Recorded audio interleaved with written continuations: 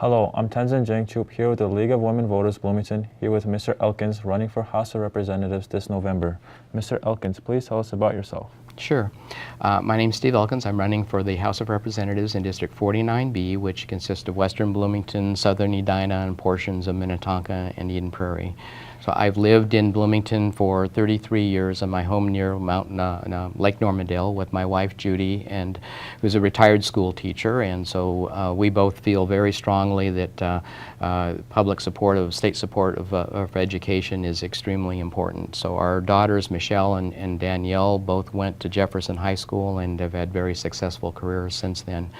So during the day I work at Optum Health in Eden Prairie as an information technology architect, where I've gotten to know the inner workings of the healthcare system, and I intend to make healthcare reform a major part of my priorities as well.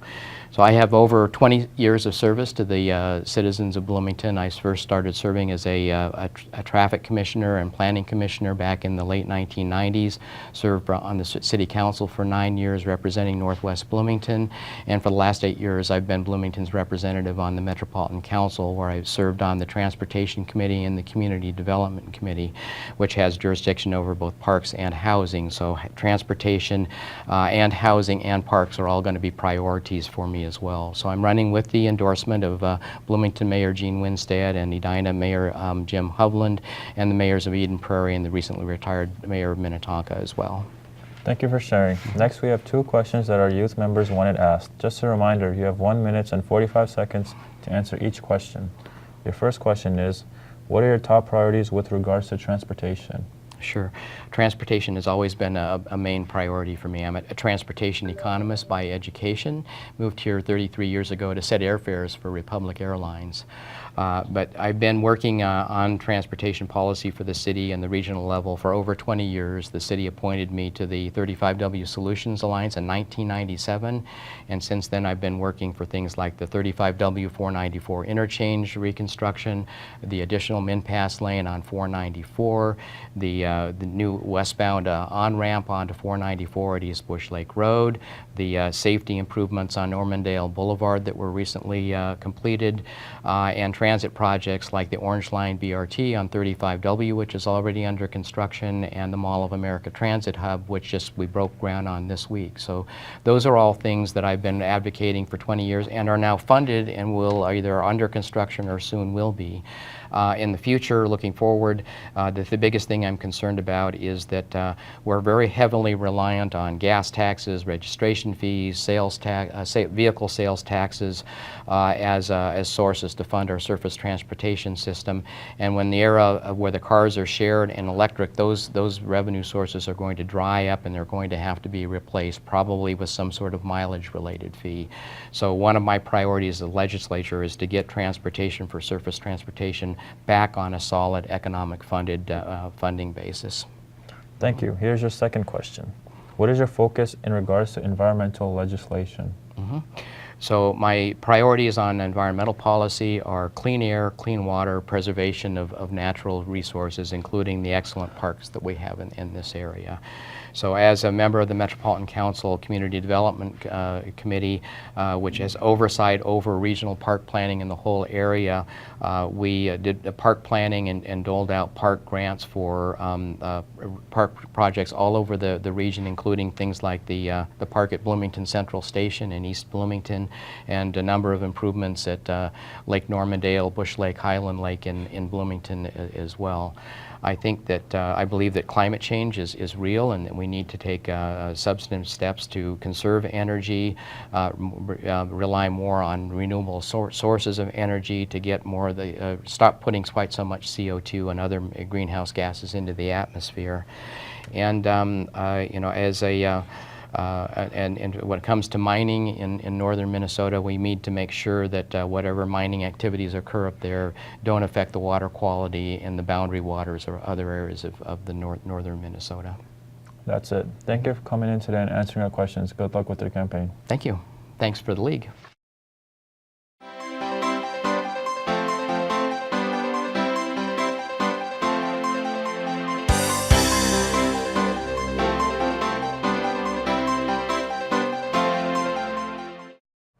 Hello, I'm Tenzin Jenks here with the League of Women Voters, Bloomington, here with Mr. Sikich, running for the House of Representatives this November. Mr. Sikich, please tell us about yourself. Well, thank you, Tenzin. I'm so happy to be here with the League of Women Voters, and I appreciate the almost 100 years that the League has devoted itself to making sure that we have democracy for all, especially women. And a little bit background of myself, I grew up here in Bloomington and went to Bloomington schools. I went to Penn Junior High School and Lincoln High School, even attended Normandale Junior College, and from there went on to St. John's University. I also worked for the city of Bloomington all the years when I was working my way through college. So I'm very familiar with the city and love the city. After college, I took over at St. John's University at the college soccer team there and had championship teams there, and eventually was hired at Gabbert's Furniture right down the street here, where we all made our homes at Gabbert's. So at Gabbert's, having a successful career there, I then went back into business for myself, and I've been doing communication trainings and helping as an expert in communication, both in business and as a family law mediator and as a parenting consultant. So I bring those skills as a mediator to help resolve problems in our state legislature, especially working across party lines. Thank you for sharing. Next, we have 2 questions that our youth members wanted asked. Just a reminder, you have 1 minute and 45 seconds for each question. Your first question is, what are your top priorities with regards to transportation? Well, thank you, Tenzin. I appreciate that. In the area of transportation, I would highlight like 3 areas. The first area would be simply to really evaluate from our citizens, be a good listener as to what their needs are, what our citizens feel in our community as what's important to us in order to transport people and across the lines, whether it's work, whether it's for our just pleasure. And we're going to have all kinds of things coming up in the future, light rail, multi-car, and driverless vehicles and bus transportation. And having somebody who's a really good listener and being able to be a mediator of types, I think I can bring a certain expertise to resolving that. And we need to look to the future for real creative ideas that we can bring in, especially with technology, to resolve our problems, especially one in which I can give as an example where they're resolving all the trash, about a square mile in the Pacific Ocean, by somebody's invention. And I would think that in the legislature, I'm going to promote that we do more research and development in that area for transportation to better ourselves in the future. Thank you. Thank you. Here's your second question. What is your focus in regards to environmental legislation? Well, I love that area because I'm an environmentalist. I believe strongly in having clean air, clean water, and clean soil or land. And I think we have to do everything we can to keep that. And so I'm going to be, I will author as well as support legislation that highlights those. Second, I think we need a real strong effort at recycling. About 10 years ago, there was it was like a fad of sorts, but now it's a serious issue, and we need to get back to reusing and repurposing things to make it really work for ourselves. And the third area is to work with emerging ideas. Our young people like yourself are so great with innovative ideas, and we need to look and inspire youth like yourself and others that can come up with ideas that can bring change to a positive environment for us. That's it. Thank you for coming in today and answering our questions. Good luck with your campaign. Well, thank you, Tenzin. Appreciate it.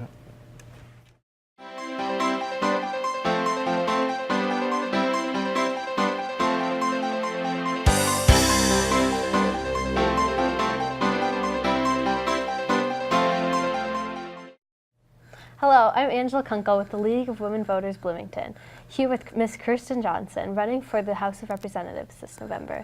Ms. Johnson, please tell us about yourself. Yeah, hi, my name is Kirsten Johnson. I'm running for House District 50A. So that runs from Old Cedar over to Columbus, everything north of 86th, and then from Columbus to France, everything north of 90th. And that's important to me because it's where I grew up. So my mom's house is still in this district on 13th Avenue. My first paper route was on this district. My first waitressing job was over at the Perkins on Lyndale. I've had best friends here. I've had boyfriends here. I've had all my life experiences happen. So it's something that's near and dear to my heart, but I think a lot of candidates are going to say that. So it gets down to why me personally should be representing the city of Bloomington. And that comes down to 3 issues.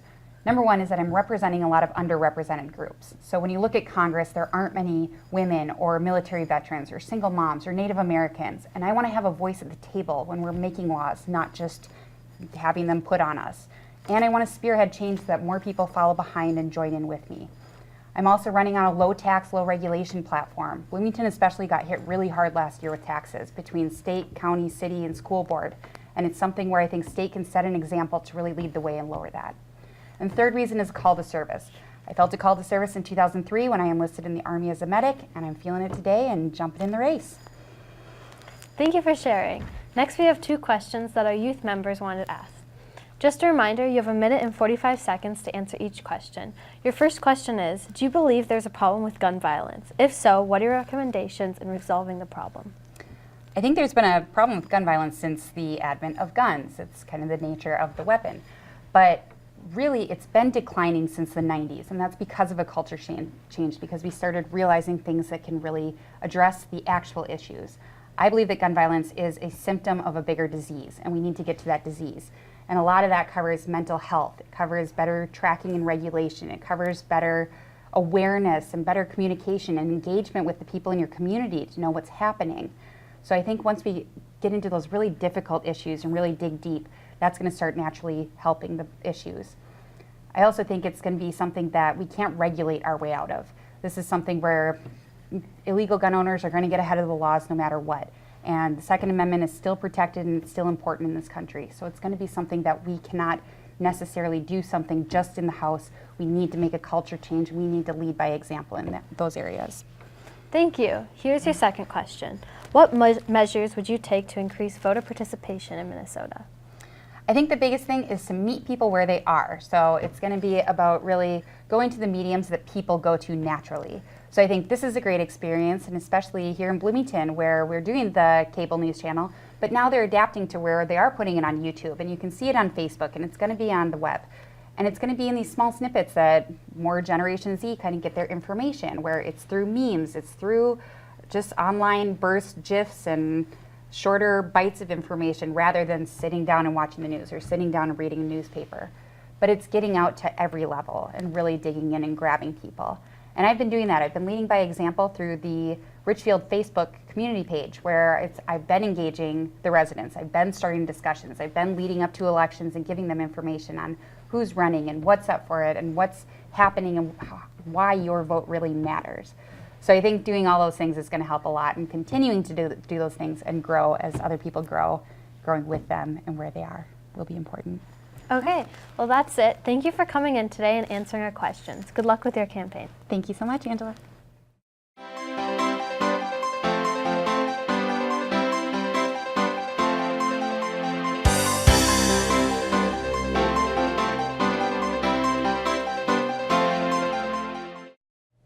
Hello, I'm Tenzin Jenks here with the League of Women Voters Bloomington, here with Mr. Howard running for the House of Representatives this November.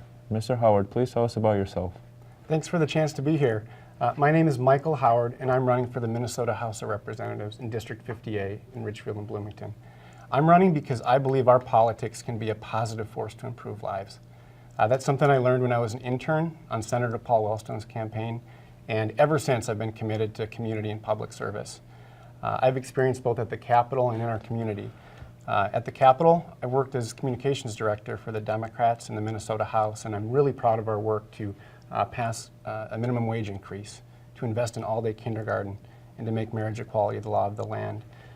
And currently I serve on the Richfield City Council, where we've made our city a more welcoming, inclusive place for everyone with really an eye to the future. And as state representative, I want to serve the interests of everyone in our community and build up a more equitable future. And so for me, that means investing in our public schools. It means addressing our affordable housing crisis, and it means addressing the urgent need on gun violence prevention. If we lead with our values and tackle these challenges together, I'm just so optimistic about what we can achieve, and I'd be honored to earn your vote. Thank you for sharing. Next, we have 2 questions that our youth members wanted asked. Just a reminder, you have 1 minute and 45 seconds to answer each question.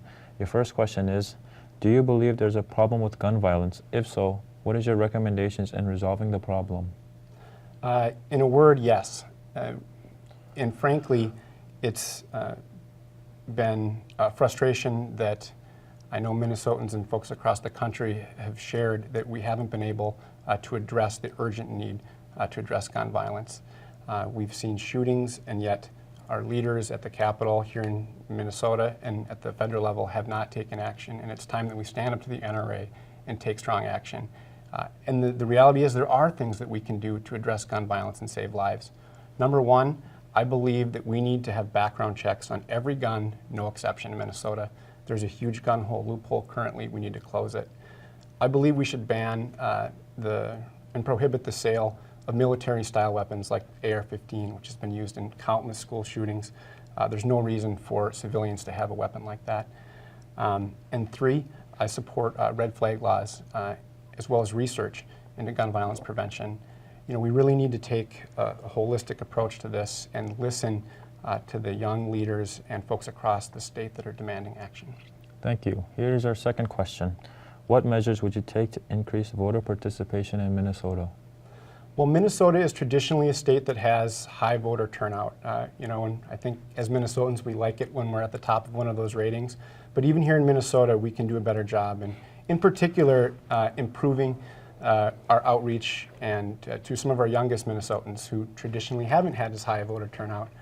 I think some of the things that we can do is just listen a little better and take action on some of the issues that matter most to young Minnesotans. And we've already talked about gun violence prevention, but things like the debt load that students have to graduate with and investments in our schools.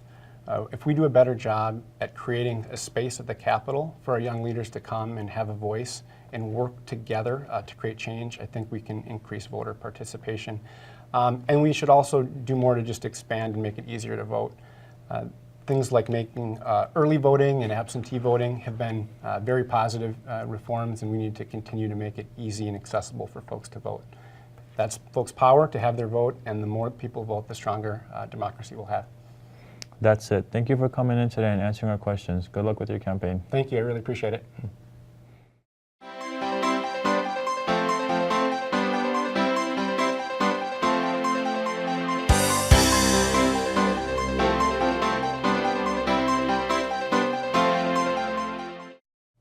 Hello, I'm Tenzin Jenks with the League of Women Voters, Bloomington, here with Mr. Carlson running for the House of Representatives this November. Mr. Carlson, please tell us about yourself. Well, hello everybody. I'm State Representative Andrew Carlson, and serving you in the Minnesota House is truly an honor and a job I take very seriously. One of the most important parts of my job is to make sure that state government works well for you. So if you ever have any questions or if I can be of any additional service, please don't hesitate to give me a call. I do appreciate hearing from you. So I'm running again for the Minnesota House so I can continue to be a strong voice for Bloomington at the state capitol. Thank you for sharing. Next, we have 2 questions that our youth members wanted to ask. Just a reminder, you have 1 minute, 45 seconds to answer each question. Your first question is, what could be done about the cost of higher education? Right, the cost of higher education is becoming more and more of a crisis for our students. And I'll take a step back and talk just briefly about what we can do throughout the entire educational career of our students, starting with pre-K. I was supportive of a bill that would provide for voluntary free pre-K that needs to be expanded throughout the entire state. Study after study has shown that the sooner we can get kids in school, the better off they're going to be. We also need to look at and investigate community schools. This is a full service school that provides for all the services and activities that kids need in order to thrive. We also need to provide for the teacher support, the support staff, so that kids that have special needs are receiving the help that they deserve. On to higher education. Our graduates are suffering from crushing debt. So a loan forgiveness program, I think, definitely needs to be considered. And lastly, the legislature needs to do its part in funding higher education. The formula that used to be in place where 2/3 would come from the state, 1/3 would be paid for by the student, has now been flip-flopped. So we're seeing students paying 2/3 of their costs and the state's only ponying up 1/3 of that. So we need to put that back into balance. Thank you. Here's your second question. Do you think there is voter suppression? If so, how do you address it? So it's a good question, and I can see with everything that we're hearing in the news today that needs to be looked at. What I can tell you is that here in Minnesota, we have a very trustworthy process, mainly because in Minnesota we have paper ballots. So everybody knows that when they vote, that their vote has been counted. I do believe in the integrity of the process. I think that Minnesota always has high voter turnout. We're usually in the top 3 states for voter turnout. And that high voter turnout is not a coincidence. It's because the residents of Minnesota have faith in the process and know that their vote is going to count when they show up at the polls. That's it. Thank you for coming in today and answering our questions. Good luck with your campaign. Thank you.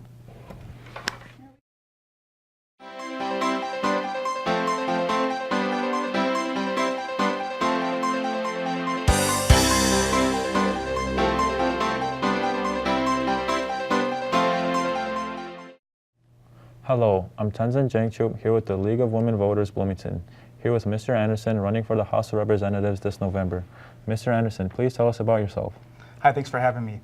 I'm Chad Anderson. My wife Annie and I have 4 children, ages 8 and younger, that attend Bloomington Public Schools. I'm the 3rd generation of my family to call Bloomington home, and I graduated from Kennedy High School and then also attended Normandale Community College. I'm really excited to get back to the House of Representatives this year. I was honored to serve Bloomington in the House of Representatives in 2016. And while I learned a lot while I was in office, I also learned a lot being out of office. I realized that people just want to be heard. They want their elected officials to listen to what they say and then govern and make laws accordingly. And I want to do that. I want to make sure my door is always open, that everybody feels comfortable they can come in and tell me their ideas. And we need everybody to participate. And through those conversations, we will agree on some things and disagree on others, but through those discussions, I think we can come up with good compromises and continue to build a better future for Bloomington. And I also think that as Bloomington residents and residents of Minnesota, we need to put the party politics aside and really focus on the issues that are important to people. There's affordable health care, affordable housing, good paying jobs, good quality schools. And we can't have good compromise if we're not willing to listen. So everybody needs to say their side, get in a room, and really come up with good solutions. And I think we can do that. I'm really excited to listen, and I'm really excited to join everybody to build a better future for Bloomington. Thank you for sharing. Next, we have 2 questions that our youth members wanted asked. Just a reminder, you have 1 minute and 45 seconds to answer each question. Your first question is, what could be done about the cost of higher education?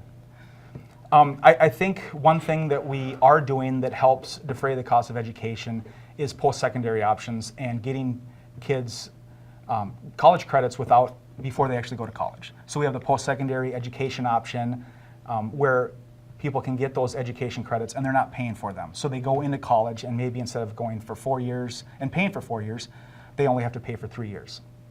Another great thing that we have in Bloomington is the College and Career Academy. And there's different aspects of that people can go. There's cosmetology, there's automotive, there's information technology, manufacturing, public safety. If we can get the kids in there, they can go in their sophomore, junior, and senior year, and we can get them in there learning life skills. So when they graduate from high school, they have the skills that can get them a job. And there's companies now, automotive repair, that are paying $50,000 to kids right out of high school. And the longer they work there, they can make up to $70,000. So I think kind of really pushing those programs, making sure that everybody is aware of the post-secondary options, the College and Career Academy, and so when they leave high school, they're already on their way to either a college degree or on their way to a good-paying job. Thank you. Here's your second question. Do you think there's voter suppression? If so, how would you address it? I think we can tell by the primary election that's coming up here next week is that we have record number of people that are early voting. They can send in their ballots, they can vote early. It's up to 200 or 300% increase in some cases. So I think people are understanding that their vote really matters. They can vote early, they can mail in their ballot, they can register at the polls. There's Facebook posts, there's everything that social media is really pushing it. So I think that people realize that their vote matters, and that they can go out. And in these elections where there's 15 or 20,000 votes and they're decided by 100 votes, people realize that they need to go and vote, and they need to get their friends to go and vote and get excited and realize that they can be part of this great process that we have. That's it. Thank you for coming in today and answering our questions. Good luck with your campaign. Thank you so much. Appreciate it.